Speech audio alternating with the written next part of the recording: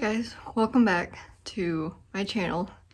It's time for another video, which it's been about a month since I said that this would be coming out, but you know, things happen. I am so tired from my job every single day. I haven't been feeling well, but you know what? We're finally sitting down to film my top 10 books of 2025. Which is crazy. Before we get into it, I do have some stats that I want to share. I read 88 books in 2025. 55 of those were novels and 33 were manga. So that's the most I've ever read in an entire year. My goal for the year was 35. Yeah, so I did way more than that. This is the first year that I've counted manga, so that's why it's so high. But, I mean, manga counts as reading, so might as well count it. So, I'm not going to talk about my least favorite reads of the year like I have done previously, just because if I didn't enjoy them, I don't really want to talk about them. But if you're curious, you can leave a comment and then I'll tell you what books I gave, I think 3 or less, you know. This year I gave, I think, 25 5 stars. So whittling down this list to 10 was incredibly difficult, but I did do it. And I've seen all of the booktubers that I've seen where they've went ahead and posted theirs. They don't rank theirs. They just say, oh, here's my 10 reads, but they say these aren't in any specific order. I don't get why they do that, because it's I don't know. I always rank mine because my number 10 isn't as good as my number 1. So I want to preface this by saying some of these I read in January, some of these I read last month. I don't know if I can tell you the names of the characters of any of these, you know. So we're gonna stumble through this, but let's just go. So coming in at number 10, this is an outlier. Very strange for me, because I guess this qualifies as a romance, kind of literary fiction. I read this because it's so strange, the concept. So I'm just going to show it to you. So coming in at number 10 is Shark Heart by Emily Habeck. And so I had heard about this previously. So this basically follows, this is not a spoiler, it's on the cover, it's on the preview of the book. Our main male character has a disease where he is slowly turning into a great white shark. So, yeah.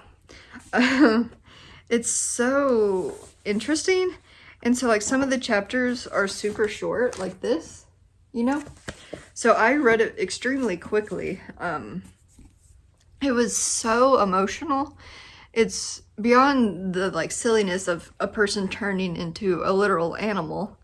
It's about grief, because our female main character, who's his wife, she's losing the essence of what makes him a person, right? Because he's literally turning into a sea creature. So he's losing his memories, he's losing his ability to communicate. So it was just it was more than, I don't like calling it a romance, because there wasn't a lot of romance. It was just about grieving and weirdness and moving on. So it was just really emotional, really strange. I would definitely read more from this author. So yeah, that's Shark Heart. If you want a weird emotional story, check out Shark Heart. So that's coming in at number 10. And then number 9, which is the only author that will be on this list twice. So number 9 is Hazelthorn by C.G. Drews. This was I think they only came out with books this year. This was their first year releasing books. So this was my second read by them. I was so looking, I think came out in September, October. I was so looking forward to this because I read their previous work. So Hazel Thorne follows our main character Evander, and he lives in this mansion. He's not part of the family, but he just kind of lives there, and he's very like sickly. Something's wrong with him, and there's something going on in the garden. The garden is like calling to him. He finds like dirt under his bed. There's vines coming in from the walls. But what happens when like the grandfather caretaker mysteriously dies, and then the grandson comes back who tried to kill Evander 7 years ago. And there's something going on between the two of them. So C.G. Drews just has this like weird botanical horror going on. Love it. I found out this year I loved botanical horror. It was just so, and I know for most of these reviews I'm just gonna say, oh, it's so good, and that's not helpful. It's not helpful at all. But if you love like creepy plants coming to life, botanical stuff, some body horror, and this is YA, by the way, so nothing like super inappropriate. It was just good. I hate saying that, but it was just good. I am so looking forward to their first adult release, which is coming out some point this year. So that is Hazel Thorne by C.G. Drews, coming in at number 9. And then number 8, another first for me. This author has been one I was intimidated by, but I was so curious about because they are one of the most, I would say the top 3 most read, celebrated, adored fantasy authors out there. And so I had never read from him before, so I was like, you know what, I'm gonna check out the books that he says to start with. So coming in at number 8, we have Mistborn by Brandon Sanderson. And this actually is the first 2 novels, Mistborn and then what is it, The Well of Ascension. So I read the first 2 this year, and despite the Midnight look very big, but this is like a 550 page book, and the floppiness, top tier. So Mistborn, I can't tell you much about it because I don't remember much, but we follow our main character Vin, and what's curious about this like world is like there's magic with like metals. So like, I don't want to say like, it's not copper, is it? But like taking like coins and like turning that into powers, which is, I've never seen that done before. That's so unique.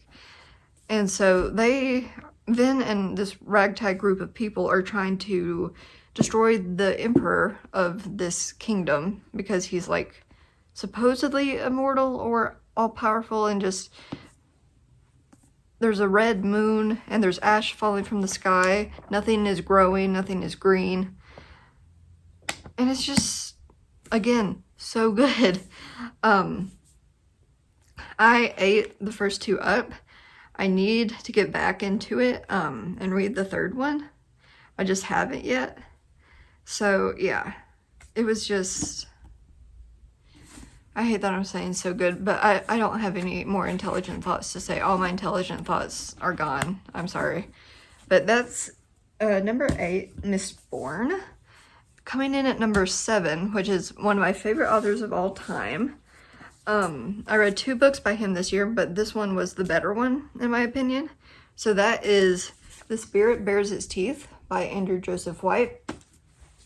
So I discovered Andrew Joseph White last year, and his books are just so good. He primarily writes YA horror, and like there's a lot of body horror,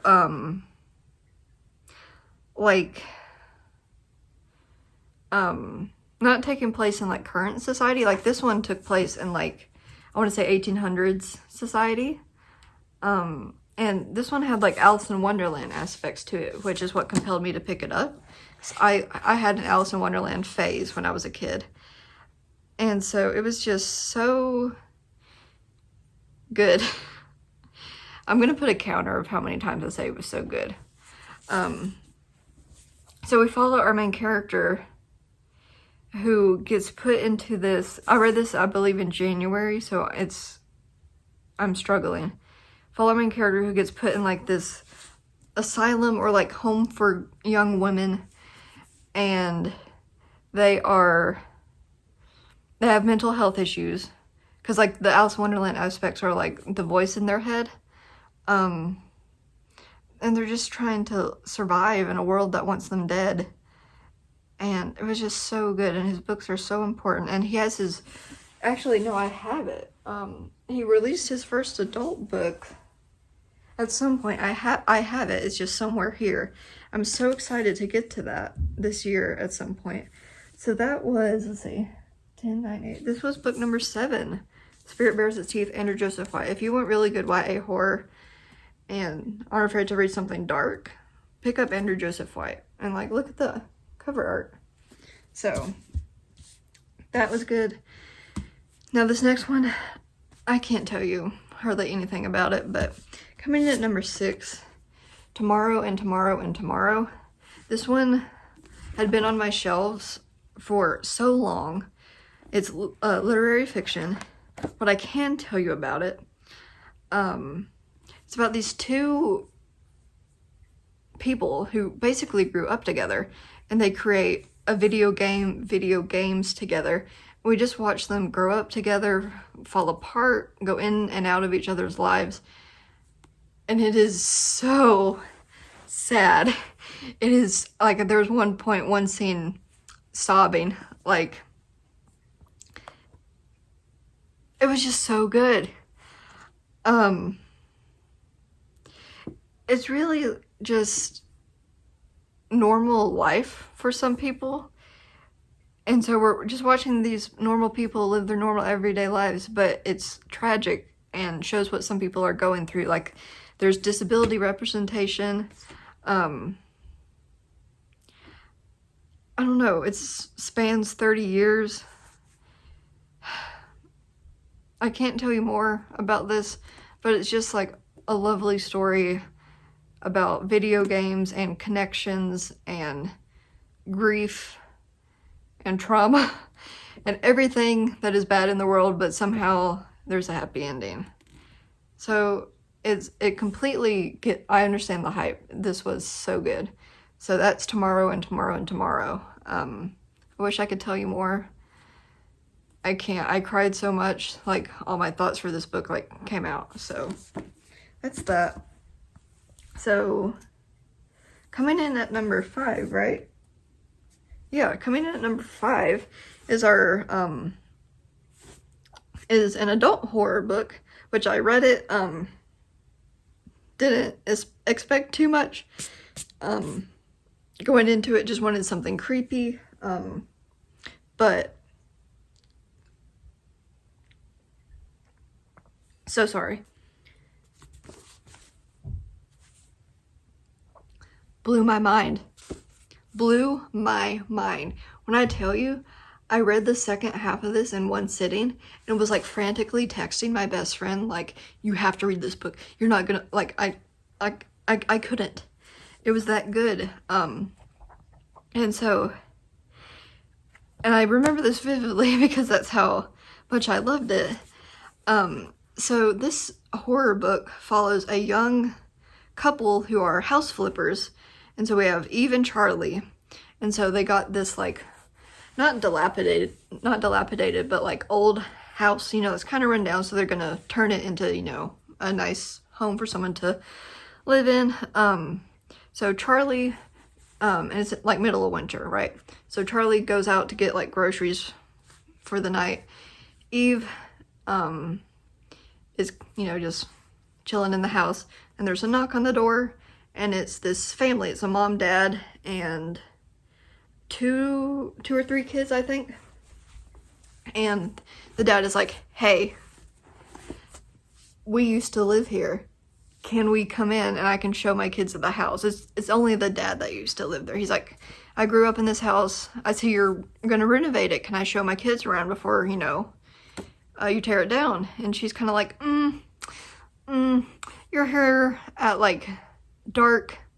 Where's your car? Where did you come from? Why are you here? Let me call my wife. So she goes, makes a call, and Charlie doesn't answer. So she's a pushover, Eve is. So she's kind of like, be in, be out in 15 minutes. And the dad's like, of course. But of course, things start to go wrong and they don't leave. So creepy. Nothing is worse than people coming over and then not leaving. And it just kept getting twistier and twistier. And apparently it's being adapted to screen. I would watch the heck out of this. And there's like Morse code in this. Just everything. Like, I don't know. Like, speechless, honestly. So, I don't know. If you, out of all the horror books, check this one out. If you, like, this is easily, like, you could read this extremely quickly. So, we used to live here. I'm still thinking about it, like, 5 months later, so. Next, coming in at number 4, similar to Mistborn, how I was curious about the author and intimidated, but deeply curious. This is Assassin's Apprentice by Robin Hobb, and I do have like the tiny mass market paperback cover. So curious about this series. I couldn't find it in stores, but then one of the libraries was having a giant book sale. I found the first 6 for like $6 total. So yeah, I picked it up. Everyone I spoke to online, nothing bad to say about it. And I agree with them. Oh, this smells so old. Okay, sorry. We follow our main character, who is Fitz. He is the bastard son of Prince Chivalry. So because he's the bastard son, you know, he's kind of thrown into someone's care, like, hey, take care of this kid, because we don't want him. And so he has kind of this power to speak to animals. It's not fully developed and explored in this book, but you can tell it's coming. So we're just following Fitz as he's growing up in this castle and learning the skill, and just seeing the environment that he's in. And even though, yeah, it was slow paced and not a ton happened, like, it's so character driven. So, like, I feel like I know Fitz on a deep, deep level. So it was so good. So I am definitely going to read more of this year. Robin Hobb, I'm excited. I'm so excited. Yeah, so if you want like a classic fantasy that's got those classic vibes, pick up Assassin's Apprentice. And apparently this is a very long series too, so that'll be in the works. Now for our top three books. Coming in at number 3. I read this, I believe, in June, which I think was a good time to read it. So I'm going to set the atmosphere for you. So even though I read it in summer, think like beginning of autumn, October, where it's still a little bit warm, but like humid, but the leaves are starting to turn. Think like middle of the forest. You're kind of getting lost. Think academia. Think all of that. My number 3 pick is Don't Let the Forest In by C.G. Drews. My first ever read by them. Knocked it out of the water. And I will show you, there's some illustrations. Don't be scared. Let me find one and then I'll tell you what it's about. If I can find one. While I'm looking, I'll just go ahead. So we follow our main characters, Andrew and Thomas. Andrew is like the POV that we're in. And him and Thomas, friends, they've grown up for a bit. They're in their last year of college, I believe. Yes, and Andrew has a twin sister named Dove. And so things are going on with his friend Thomas. Like, he gets to school and his sleeve has like blood on it, and he already had pre-existing issues with his parents, so Andrew is like, hey, are you okay? But Andrew likes let's see, Andrew likes to write. He likes to write, he likes to bring stories to life.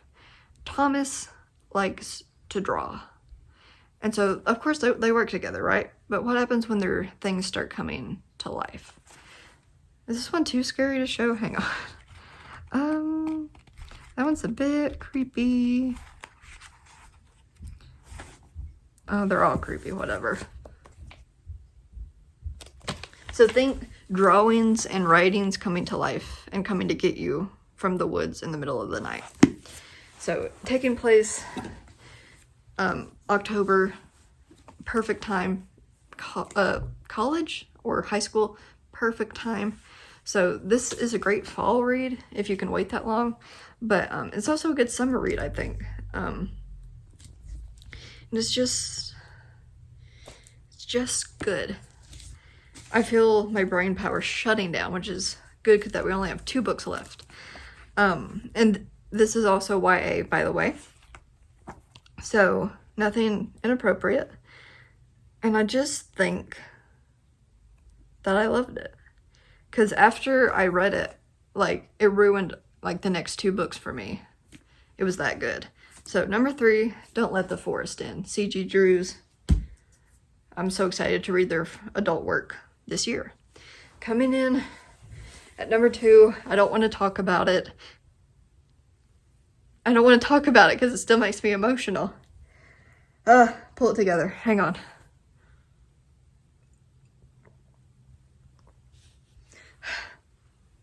Coming in at number 2, I picked this one up on a whim. What is my hair doing? Everything's falling apart. So, this class, it's a classic. I've been on my TBR for at least a year, probably. Picked it up on a whim. I was like, you know, I need to read a classic. Let's get back into the classic reading. Let's pick up this one. It's relatively short, you know. It's not super old. We'll give it a try. I was a mess, okay?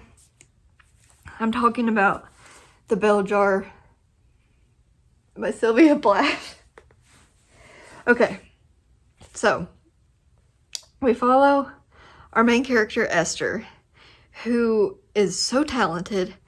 She has so many dreams, goals. She has a bright future ahead of her, right? She has horrible... I'm falling apart. She has horrible mental health issues, and she's struggling maybe for the...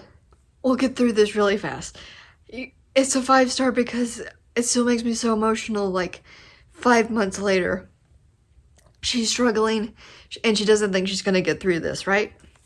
So, she has this breakdown. She gets put in a mental hospital, and we're just following her thoughts, her breakdowns, her upcomings, and just really, it's so realistic. Even though it was published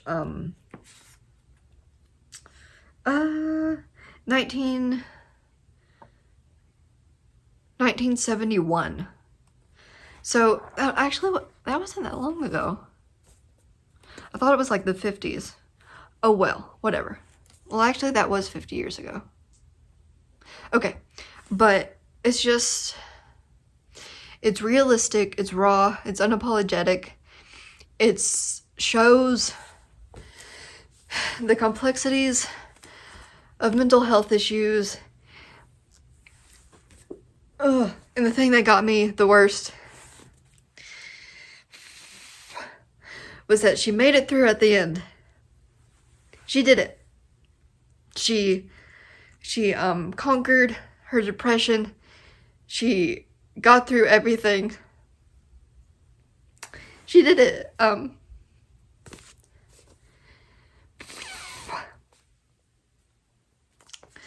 And, you know, it was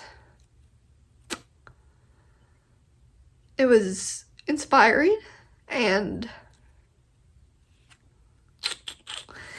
it was just good. This is my first time crying on video. Yay. But I'm gonna read you a couple of quotes. So she says, I was supposed to be having the time of my life, you know. Let's see, what else? It seems silly to wash my hair one day when I would only have to wash it again the next. It made me tired just to think of it. I wanted to do everything once and for all and be through with it. Oh, I'm sorry. Now I gotta blow my nose. Give me a sec. Okay, the last quote, and then we're gonna move on. So, if I was going to fall, I would hang on to my small comforts at least as long as I possibly could. So she makes it through at the end and becomes like an advocate for mental health. She does like some public speakings. And yeah, she makes it through. And it's like, isn't it, because Sylvia Plath, I haven't familiarized myself much with her personal life, but because obviously she had mental health issues, right? If she's writing about it. It was either her or Virginia Woolf that did end up committing suicide. I'm not sure which one. Was it both? I don't know. But okay, let's move on. My first time getting emotional on YouTube. So embarrassing. Okay. That was number 2. Maybe it should have been number 1 if I was so deeply invested in that. But okay. It could also be that it's nighttime when I'm filming this, and every night I get super depressed. And I haven't taken my meds yet. Okay. So coming in at number 1. This is actually the last book that I read last year. Last book of 2025. So amazing that the last book I read is my number 1 book of the year. So yay. So obviously it's still fresh in my mind, so fantastic. And also this is when I started annotating seriously, which doesn't look like much, but so this is the 5th season by N.K. Jemisin. So this was on my TBR for a good while, and I was in a bit of a slump. I wasn't sure, like, I have so many books on my TBR, right? But none of them were calling out to me. So I was like, I'm gonna pick one. This was the one that I picked. And so I started it. I was like, okay, I see what you're doing, N.K. Jemisin. There was a piece of carpet on my mug. But, I was like, okay, I could vibe with this. And then the plot twist, like halfway through the book, or like 3/4, I was like, she had me going this entire time. I was like, because we follow 3 different, and I had a reading vlog on this, right? So we follow 3 different POVs of 3 different women. So we follow like a young girl, maybe like early teens. We follow like a girl probably my age, and then like a woman in her late 30s, early 40s. 3 different women. I'm like, how are they going to converge? How are they going to meet? Because it's getting towards the end of the book and they haven't met yet. So, like, what's going to happen? Another example of when I was frantically texting my best friend, like, hey, read this book so I have someone to talk to about it. It was just good. I immediately went to the store and bought the second one. This is a trilogy. And by the fantasy, I don't know if I said that.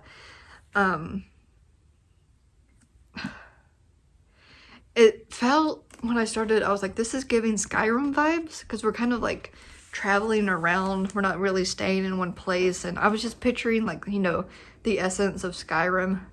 So there was that. And then just these fantasy landscapes.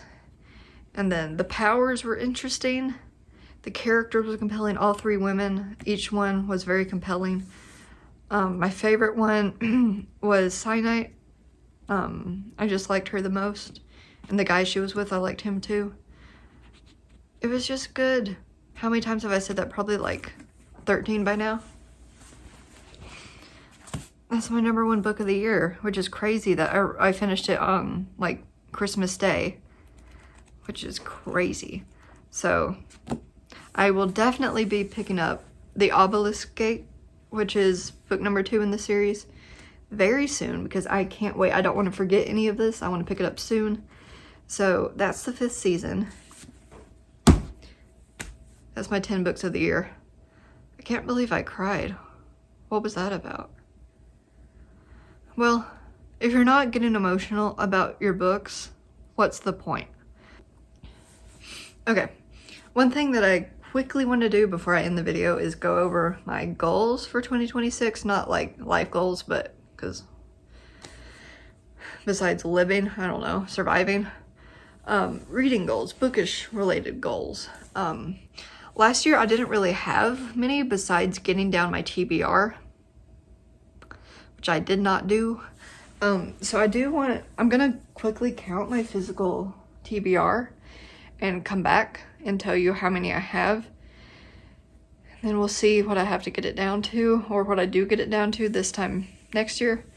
But in terms of goals, use the library more. If I'm not 100% convinced that I'm going to enjoy a book, like if a new book is releasing and I don't already have it, and let's say I'm like 80% curious about it, you know, but not 100% sure, get it from the library first so I don't waste money in case I don't like it. And then obviously significantly cut down my physical TBR.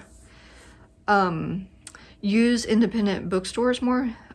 This past year we had 1, and now we have, I believe, 4, which is awesome. Super happy about that. So use those more, become a regular there. But obviously if they don't have the book I need, then I can go to the, like, Barnes & Noble. But check out the smaller bookstores first.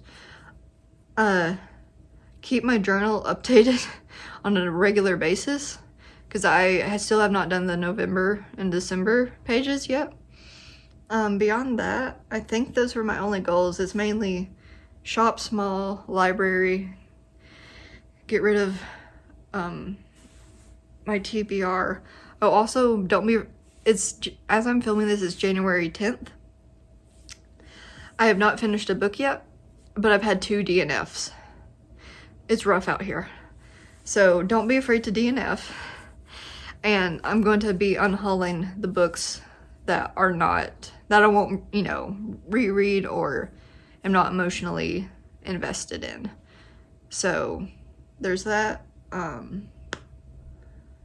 Yeah, because my physical TBR is significant. So I'm going to quickly count it and then come back. The answer is 60. I have 60 unread books. Ugh, okay. Yeah, that's significant. I don't want that. It's starting to stress me out. So this year, read as much as I can. I am doing the 26 in 2026, which is like 26 books off your physical TBR. You know, like last year was 25 in 2025, you know. So I'm doing that. I'm gonna end the video here because now I'm tired. I cried. Yikes. Hope no one watches this. But yeah, that's it. I'm sorry it was delayed. I was sad and tired. But what I'd like for my plans for this year, I'd like to go out more, like for YouTube content. Like either if I go to the library or the bookstore, take you with me, or maybe if I go to Silent Book Club or do bookish events or something, go book shopping, take you with me. I think that would be fun, even though I don't want to be perceived in public. I would try, but anyways, I'm going to go before the nighttime depression hits. It looks like it already has, but I'm gonna go. I hope you had a fantastic 2025. It was rough, by the way. It was really rough.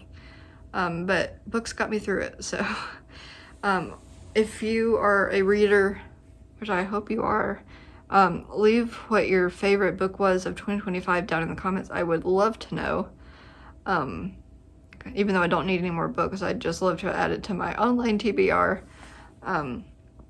Or if you just had a really bad reading year, tell me what your least favorite book was and we can rant to each other in the comments, because I did read some bad ones, unfortunately. So I'm gonna go, and I will see you hopefully sometime soon. So yeah, thanks for watching. Thanks for being patient for this. And I will see you in the next video where I won't cry. So thanks for watching. I'll see you in the next one. Bye.